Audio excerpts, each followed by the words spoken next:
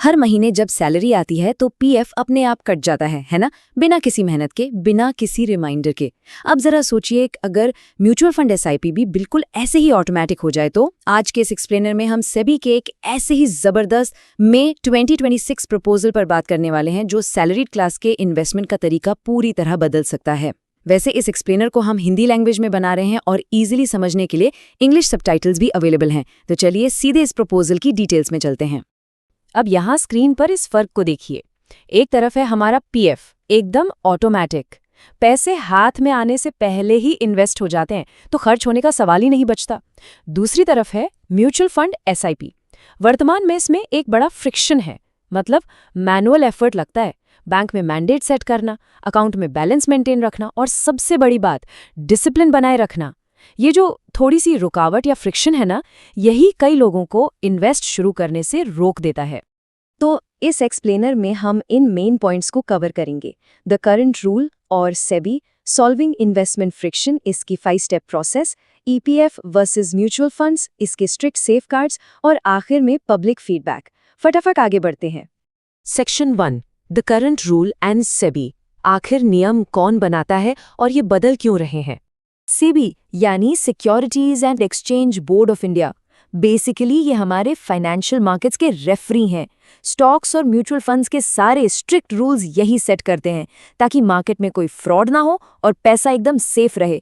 और इसी power house ने ये नया कंसल्टेशन पेपर निकाला है। तो अभी प्रॉब्लम कहाँ आ रही है? अभी सेबी का एक बहुत ही strict own bank account rule चलता है। इसका मतलब ये है कि अगर म्यूचुअल फंड में इन्वेस्ट करना है तो पैसा सिर्फ और सिर्फ उसी बैंक अकाउंट से आना चाहिए जिसके नाम पर इन्वेस्टमेंट है।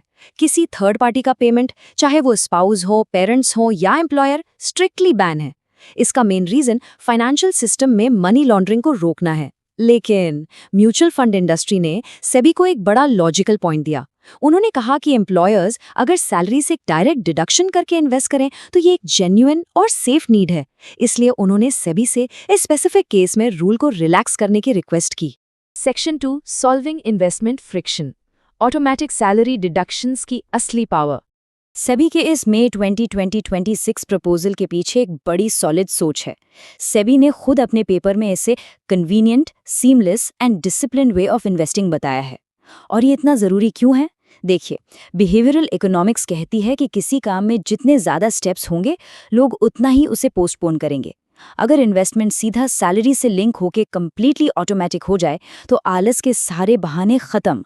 करोड़ों सैलरी लोग इन्वेस्ट करना चाहते हैं पर टाइम की कमी से शुरू नहीं कर पाते। ये एम्प्लॉयर ड्रिवन सिस्टम इस प्रॉब्लम को रातों रात सॉल्व कर सकता है। Section 3, the 5 step process. पैसा सैलरी से म्यूचुअल फंड तक एग्जैक्टली फ्लो कैसे करेगा? इसे बिल्कुल पीएफ वाले लॉजिक से ही समझते हैं। स्टेप 1, वॉलंटरी ऑप्ट इन। ये सबसे क्रूशियल स्टेप है। ये 100% वॉलंटरी होगा, कोई भी कंपनी इसे फोर्स नहीं कर सकती। एम्प्लॉय खुद बताएगा कि सैलरी से कितना डिडक्ट करना है। स्टेप 2, एम्प्लॉयर उन सभी एम्प्लॉयज का डिडक्शन अमाउंट एक साथ पूल करेगा। स्टेप 3, ये टोटल कंसोलिडेटेड अमाउंट सीधे एएमसी यानी एसेट मैनेजमेंट कंपनी को भेज दिया जाएगा। स्टेप 4, यहाँ पर असली मैजिक होता है। म्यूचुअल फंड यूनिट सीधे एम्प्लॉय के पर्सनल अकाउंट में क्रेडिट हो जाएंगी। कंपनी यहाँ सिर्फ एक पेमेंट गेटवे की तरह है, मालिकाना हक पूरी तरह एम्प्लॉय का है। और स्टेप 5, जब भी यूनिट्स रिडीम होंगी या डिविडेंड मिलेगा तो पैसा सीधे एम्प्लॉय के वेरीफाइड बैंक अकाउंट में आएगा। एम्प्लॉयर का बीच में उसके बाद कोई रोल नहीं, एकदम सेफ और smart. Section 4, EPF versus mutual funds, historical returns और वेल्थ क्रिएशन का डायरेक्ट कंपैरिजन। अब जरा इस टेबल पर ध्यान दीजिए। ईपीएफ जो अभी ऑटोमेटिक है, हिस्टोरिकली लगभग 8% का रिटर्न देता है। सेफ है बिल्कुल, पर इन्फ्लेशन को बीट करके बड़ी वेल्थ बनाने के लिए हमेशा काफी नहीं होता।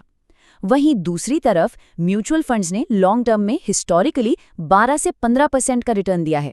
अब जरा हिसाब लगाइए, एक 20 या 30 साल के करियर में 8% और 15% का गैप कोई छोटा मोटा फर्क नहीं होता, ये करोड़ों रुपए का डिफरेंस बन जाता है। अगर स्टॉक मार्केट इन्वेस्टमेंट्स में भी ईपीएफ जैसा ही जबरदस्त डिसिप्लिन आ जाए तो सैलरीड क्लास के लिए वेल्थ क्रिएशन के रास्ते पूरी तरह खुल जाएंगे। Section 5, strict safeguards and risks. Investor का हार्ड अर्न्ड पैसा सिक्योर कैसे रहेगा? जाहिर है एम्प्लॉयर के पास पैसा हैंडल करने की पावर आएगी तो थोड़ा डर तो लगता है। सेबी इस रिस्क को अच्छी तरह समझता है, इसलिए उन्होंने कुछ बहुत ही स्ट्रिक्ट सेफगार्ड्स प्रपोज किए हैं। पहला, क्लियर रिटन मैंडेट के बिना सैलरी से 1 रुपया नहीं कट सकता, नो सरप्राइज डिडक्शंस। दूसरा, एम्प्लॉयर और एम्प्लॉई दोनों का फुल केवाईसी वेरिफिकेशन मैंडेटरी होगा। तीसरा, हर एक ट्रांजैक्शन का 100% इलेक्ट्रॉनिक ट्रैकिंग और एक फुल ऑडिट ट्रेल होगा। कैश का यहाँ कोई सीन ही नहीं है। कंपनीज को सेग्रीगेटेड अकाउंट्स यूज करने होंगे ताकि कंपनी का पैसा और एम्प्लॉयज के इन्वेस्टमेंट का पैसा आपस में मिक्स ना हो। और सबसे जरूरी बात जो पहले भी बताई, डिविडेंड्स और रिडम्पशंस सीधे इन्वेस्टर के बैंक में आएंगे, एम्प्लॉयर को कंप्लीटली बाईपास करते हुए। पैसा एकदम safe. Section 6 public feedback, final rule बनने से पहले आम जनता का ओपिनियन। तो एलिजिबिलिटी क्या है? ये नया रूल उन सभी लिस्टेड कंपनीज और EPFO रजिस्टर्ड फर्म्स पर लागू होगा, जिसका मतलब है इंडिया की मोस्टली सैलरीड क्लास इसके दायरे में आ जाएगी। पर याद दिला दें, पार्टिसिपेशन 100% वॉलंटरी रहेगा। और एक बात, ये अभी सिर्फ एक प्रपोजल या कंसल्टेशन पेपर है, अभी लॉ नहीं बना है।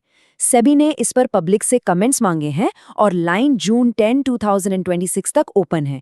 अगर ये पॉलिसी इंटरेस्टिंग लग रही है तो सेबी की वेबसाइट पर जाकर consultation paper on third party payments in mutual funds search करके अपना फीडबैक जरूर देना चाहिए।